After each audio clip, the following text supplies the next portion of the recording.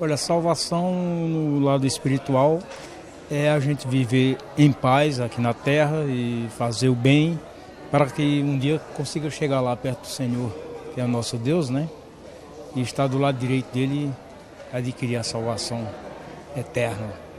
Um dia chegar à presença de Deus, né? Ser salvo de todos os males que esse mundo nos traz. Eu creio que seja isso. Salvação, salvar outras pessoas que precisam, né? Salvar a vida de outras pessoas que precisam de sangue.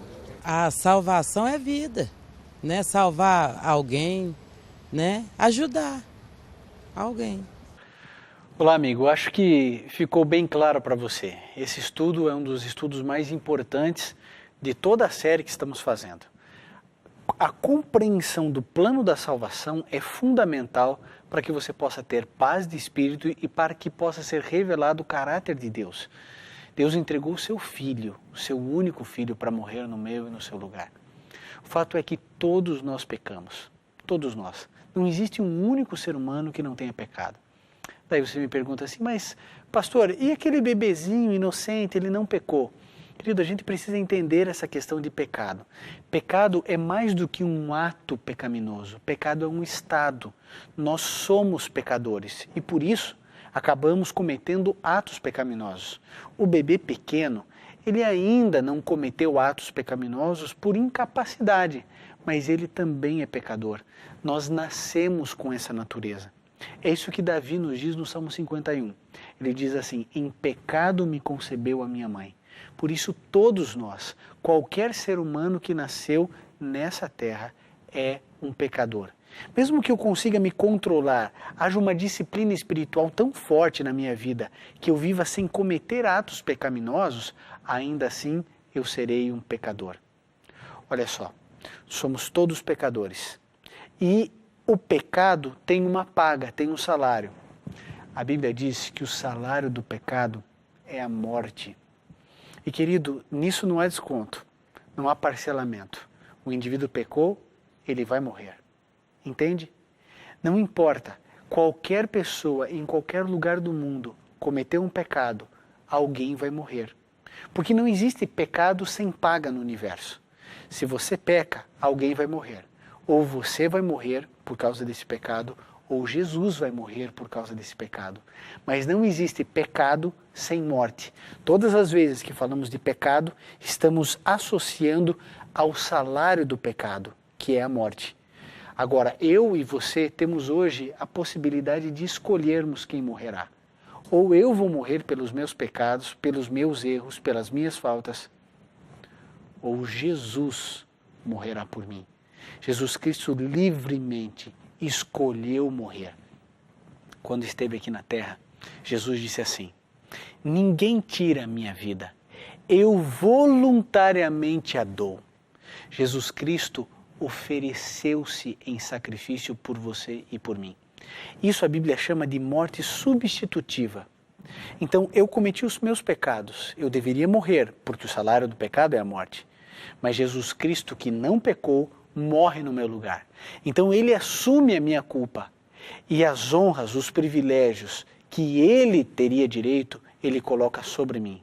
A justiça de Cristo é como se fosse um manto e eu me cubro com esse manto, com alegria, com a felicidade de estar vivendo e vivenciando a salvação de Cristo Jesus na minha vida. Quando a gente percebe todas essas aberrações, essas maldades acontecendo a todo tempo, a todo instante, em todos os cantos do mundo, em todas as classes sociais, a gente se pergunta, mas será que isso algum dia vai ter fim? Querido, terá fim. Terá fim porque Jesus Cristo venceu o mal na cruz do Calvário. Isso deveria ser uma das grandes notícias da sua vida. Jesus Cristo venceu o mal. Lembra de Satanás que destruiu tudo, borrou toda a pintura que Deus fez tão linda aqui nessa terra? Jesus Cristo venceu o mal na cruz do Calvário. É bem verdade. Hoje eu e você continuamos com a nossa natureza pecaminosa. Ainda existe uma luta muito grande dentro da minha mente e da sua mente. É por isso que Paulo fala lá em Romanos 7, dessa experiência dele. Ele dizia assim, o bem que eu quero fazer, eu não consigo. E o mal que eu odeio, eu acabo fazendo. Não sei se você tem uma experiência semelhante à de Paulo, mas acredito que todos nós sim.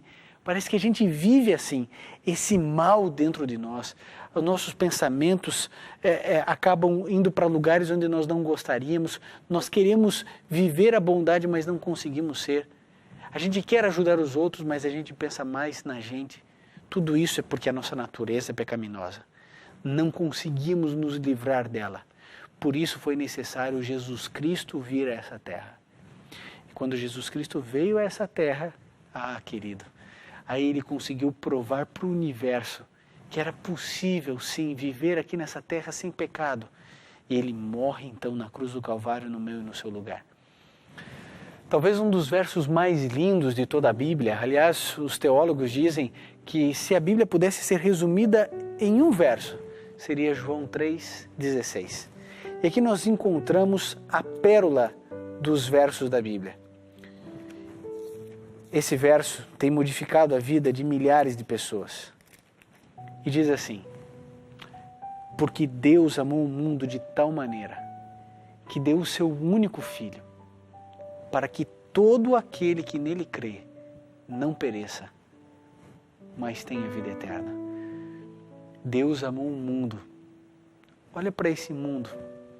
A gente está acabando com o mundo está se desfacelando, um mundo mau, cheio de violência, de maldade, de guerras, brigas e mortes. Mas a Bíblia diz, amigo, que Deus amou esse mundo. Quando a Bíblia diz que Deus amou esse mundo, a Bíblia está dizendo que Deus amou você, que Deus me amou, a tal ponto de entregar o que o céu tinha de melhor. Ele entregou Jesus, o seu próprio Filho. Eu vou falar uma coisa a você. Eu tenho 2 filhos, o Gabriel e a Sofia. E eu digo para você, eu não entregaria meu filho por nenhum de vocês. Não entregaria mesmo. Acho que você também não entregaria o seu filho para salvar a minha vida. Mas Deus sim. Deus amou você e a mim de tal maneira que Ele deu o que Ele mais amava. Ele deu o seu Filho. Na cruz do Calvário, Jesus sofria como um cão, mas Deus sofria como ninguém. Porque Ele via o seu Filho sofrendo. E você que é pai entende. Arranque um braço nosso, mas não tire uma unha do nosso filho. Deus poderia acabar com o sofrimento de Jesus, mas por amor a você, para nos resgatar, para nos salvar, Jesus Cristo venceu. Venceu. Passou esse momento de dor sozinho. Deus permitiu. Hoje é o dia da salvação na sua vida.